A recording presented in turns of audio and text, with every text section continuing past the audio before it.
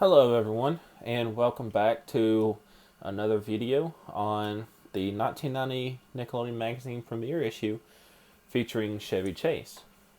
Now, in the previous video, we left off talking about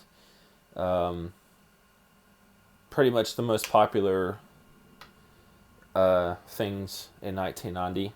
That's what this side was covering. And so we're just ready to go on to the next page.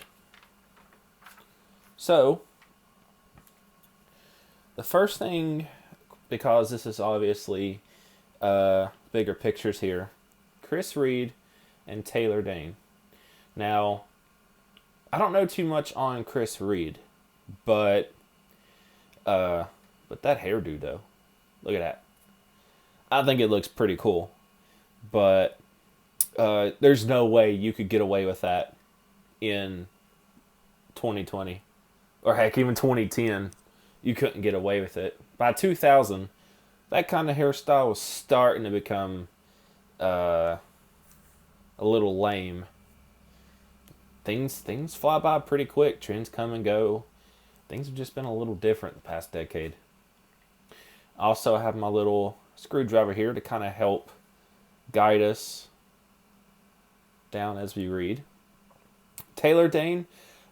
She is a musician. She was a popular musician in the early 90s, and I don't know too much about her either. I was too young back then to really know about music in general, other than what my parents played. But I know she was a musician. So we're going to start right here and just kind of read down left to right. So this one says, X marks the spot when it comes to best-selling comics. We talked to our friends at Marvel Comics. Then we visited Forbidden Planet, one of the biggest comic stores in New York City. Here are their big seller lists. Now I want to say Forbidden Planet right here, they are still in business and they seem like they're doing quite well for themselves.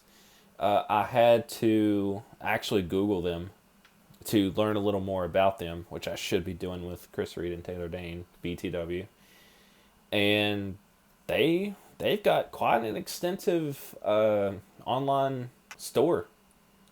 And, of course, they're following mask protocols and everything. So they're up to date on what's going on, which is nice. So the big 5 comic book titles from Marvel Comics. X-Men. Go figure. X-Factor. Okay. Amazing Spider-Man. Man, I would rank Spider-Man above X-Factor.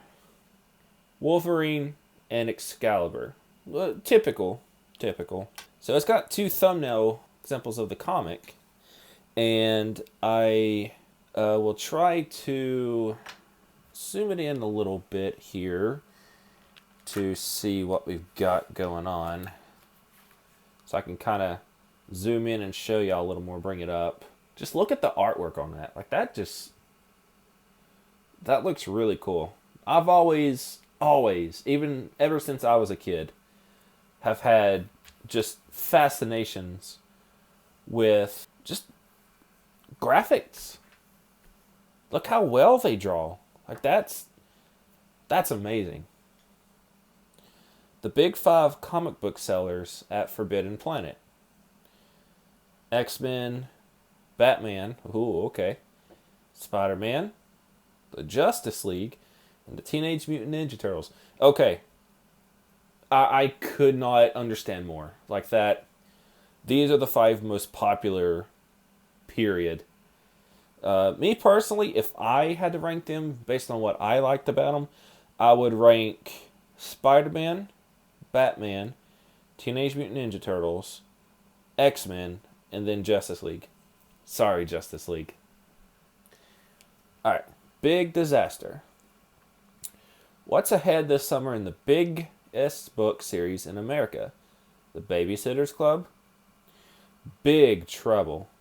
We talked to Ann M. Martin, who writes the books, and she gave us a sneak peek at what happens in this summer's super special, summer of 1990. Wouldn't you know it involves Claudia and Dawn. They take 4 kids on a sailing race, and then to a picnic on a tiny island. Sounds like fun? Well, it is. Until a storm comes up destroys their boats, and they're totally stranded. But shh, don't beg us for more details. We promised Anne that that's all we'd give away. So again, I'm going to try to bring this a little closer so you can see it. It's probably the best I'm going to get with how big this magazine is. But, yeah. I faintly remember reading The Babysitter's Club. Not this one in particular, but I faintly remember because we were all kids back in the day. And, of course, as kids, we don't have the best of memories. So that's all fun. So right here, big laughs. Okay, this is where it's going to get a little cringy because as an adult, this is dry humor to us. But as a kid, we would find these very funny. So, an old lady who lived on the 3rd floor of a boarding house broke her leg. The doctor put a cast on it and warned her not to climb any stairs. Several months later, the cast was removed. "Can I climb the stairs now?" the old woman asked. "Yes," said the doctor. "Thank goodness. I'm sick and tired of shining up and down that drain pipe." Again, I don't really get it. "Hey, I think your mirror is broken." "Why? What's wrong with it?" "Every time I try to look at something, my face gets in the way." Very funny. Very funny. "Sue, why are you standing in front of that mirror with your eyes closed?" "Sir, I want to see what I look like when I'm asleep." Yeah. "Jim, that last joke was 2/3 of a pun." So he says, "What do you mean?" "P.U." Okay, just work with me here. "Waiter, what's this in my soup?" "I don't know, sir. I can't tell one bug from another." Question, why did the lobster blush? Answer, he saw the salad dressing. Now that took me a second to really think about it, but actually that's actually kind of good. Question, what can you put in your right hand but not in your left hand? Answer, your left elbow. Fair enough. Okay, right here. So we see thumbnails of Dragon Warrior, the original for the NES, and Fazanadu. I'd never heard of this game before, but I had to look on Google the pronunciation for the title. It's Fazanadu, according to it in Wikipedia. So, big games. What are their hottest Nintendo games in town? According to our friends at Nintendo, these are the big 5. You've got Teenage Mutant Ninja Turtles, fair enough. Zelda 2, Adventures of Link. Ninja Gaiden. Dragon Warrior, and then of course the last 2. Fazanadu. So, I want to talk about these games very briefly. Teenage Mutant Ninja Turtles. Now, I was too young to play to know how to play the NES. It really wasn't until the Nintendo 64, late Super Nintendo, that I became old enough to kind of know what I was playing, how to play a game. So the NES was just a little before my time. But I have, like my uncle, he is 10 years older than me, so he's definitely played, I'm sure he's played all 5 of these. And Teenage Mutant Ninja Turtles, he has always told me it was just absolutely ridiculously hard. And there's this one famous jump that the Angry Video Game Nerd covered. That makes me think, well, were they high when they were creating these games? These NES games were so cryptically made. We're talking about Mega Man with their almost pixel perfect jumps. And Teenage Mutant Ninja Turtles, which is also a good example of near pixel perfect jump. I'll try to provide a photo of the level in question that I'm talking about. So Zelda 2, Adventure of Link, that too was a really hard game in that the way that it was designed. So the original Zelda was obviously famous. Traditional top-down perspective. But Zelda 2 kind of drifted off in another direction, and some people didn't like it. I thought it was okay, but it's just it's you got to deal with it, So, Ninja Gaiden. Okay, seriously, the hardest game. Period. Like, I think we all know how hard it was. This will make your chest hair grow. Dragon Warrior. So, Dragon Warrior was really awesome. It was a very, very basic game. And you didn't have any party members. It was just the hero and the Dragon Lord, I think. So, it wasn't until Dragon Warrior 2 that you actually had a party system. And Dragon Quest, they couldn't call it Dragon Quest back then in America because of a pen and paper game that had that name already. So, Fazanadu, again, I haven't really played it. I've never even heard about it until I read this page. Big Little Ball. Why do they call these big selling little balls belly balls? Well, they have pretty real looking belly buttons, and they're soft and squishy like a belly. What can you do with them? Well, I mean, my belly is pretty soft and squishy, but that's from fast food and sweets. And pastas. Pastas, fast food, and sweets. Alright. 10 things to do with a belly ball. Toss them, squeeze them, throw them at your cat. That's pretty brutal. Put one on your brother's chair before he sits down. Kick them, admire them, laugh at them, and the rest of these are squeeze them. It's a faint memory, but this one looks like a fat lemon. I'm just going to kind of throw that out there. I have a faint memory of those. It's hard to kind of, they were like kind of moldy, I think. I've got a faint memory on them. So anyway, let's go into the next page. I'll try to hurry this up. So, New Kids on the Block. Probably one of the biggest boy bands before NSYNC and Backstreet Boys. You can't do a magazine without including a spread on the New Kids, right? We were sitting around the Nick office, wondering what to write about, when the phone rang. Diane picked it up, and to her surprise, new kid Danny Wood was on the other end. He was on his way to a hotel in L.A. and had a few minutes to kill. What better way than a long-distance car phone conversation? Here's how it went. Diane: Hey, Danny, how's it going? Danny says, Fine, how are things back in New York? Just fine here. I've got some questions to ask you from some kids. Sure, fire away. Well, first they want to know if your families travel with you. No, not on a regular basis. Sometimes we fly our mothers and brothers and sisters out, especially when we're in nice places like Florida or California. Then we fly them out to have some fun. How do you guys keep in touch with your families when you're on the road? We call them as much as we can, every day or so, just so they won't worry so much. But they still worry.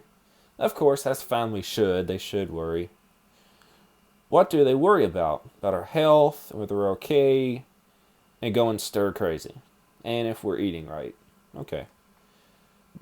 Do you ever get food care packages from home while you're on the road? No, but when we get home, we can't wait to get some home-cooked food. So it was a thing back then as well, but these days, if they tried to do it, I mean, you've literally got a McDonald's, Burger King, Wendy's, like just the mainstream fast food joints everywhere. So if you're living life on a bus or something, just go 5 miles, if that, and you'll find a joint to eat at.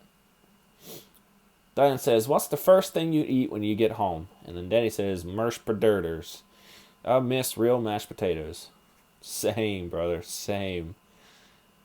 How do you guys travel when you're on tour? By bus. It's a lot more relaxing than flying. Well, what do you do on the bus? Well, what do you think you do on a bus when you can't really get out? Sleep mostly, and talk, watch movies, and play Nintendo games. What's your favorite Nintendo game? Right now, I like Bird versus Jordan. I wonder if that's favorite now, since the making of this. I've never heard of Bird versus Jordan. What kind of music are you listening to these days? Danny says, all kinds, R&B, rock, rap, oldies. I really like Jody Watley's You Wanna Dance With Me. It remixes all of her hits. I also made a tape to listen to with a lot of slow songs on it. It's very relaxing. Here's a question some boys wanted me to ask you. Don't you ever get tired of girls always screaming during your song? Don't you wish they would just shut up? No, never. I hope they never stop. We love the attention.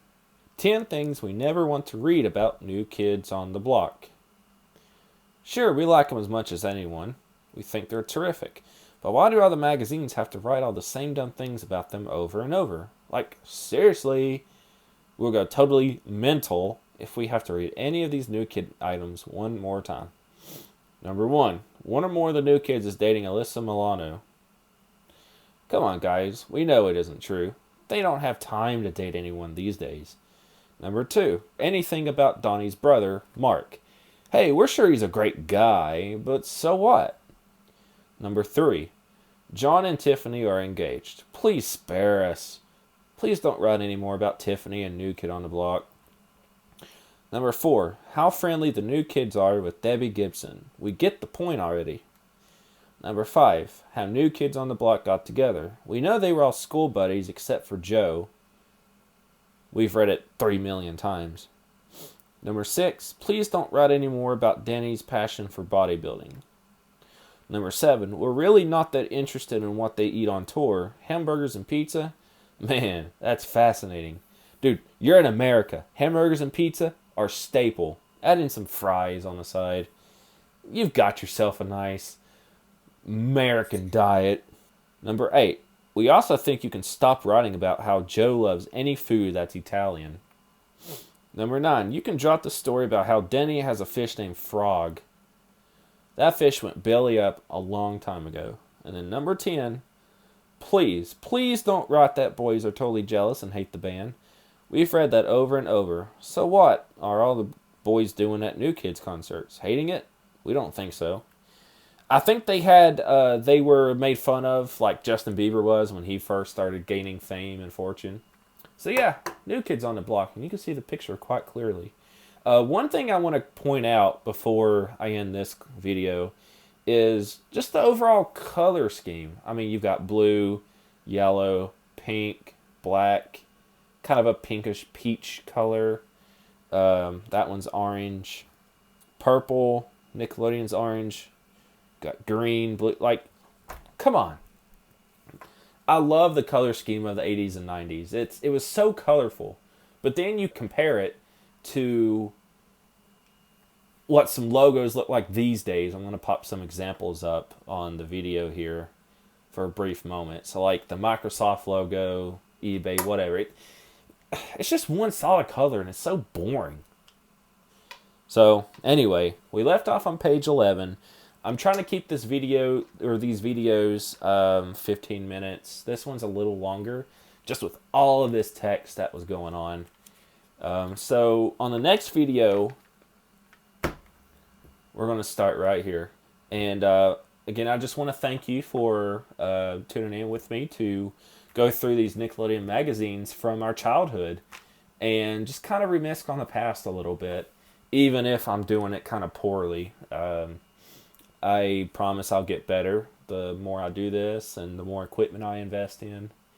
But anyway, thank you very much for tuning in, and be ready for the next video.